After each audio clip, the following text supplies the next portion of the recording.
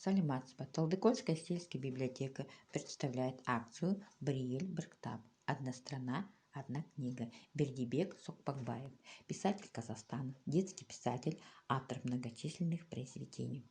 Сокпакбаев Бердибек Идрисович родился 15 октября 1924 года в селе Кустубе Нарынкольского района Алматинской области. Семья, где рос мальчик, была очень бедной. 8 лет он лишился матери. Это стало постоянной болью до конца жизни писателя.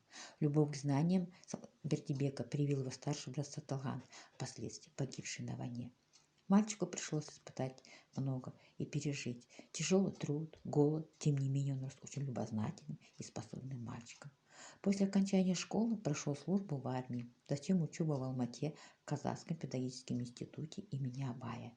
Позднее окончил высшие литературные курсы в Москве. Работал учителем в школах родного района. Писательскую деятельность начал в 1950 году. Следующая книга писателя «Повесть «Жить-пижек» или «Чемпион» вышла в 1951 году. Повесть рассказывает о юных спортсменах, боксерах, любовь к спорту, которому смог привить простой учитель физкультуры. Книга «Жить-пижек» или «Чемпион» воспитывает мальчиков бойцовский характер.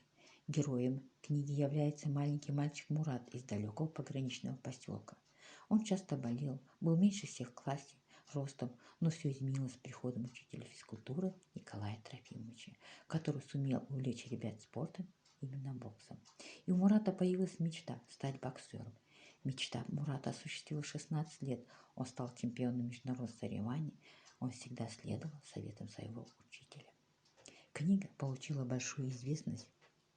Его бесхитростные сюжеты по глубине, по объему, изображению жизни и быта казахского аула сразу получили признание не только подростков, но и широких кругов взрослых казахских читателей.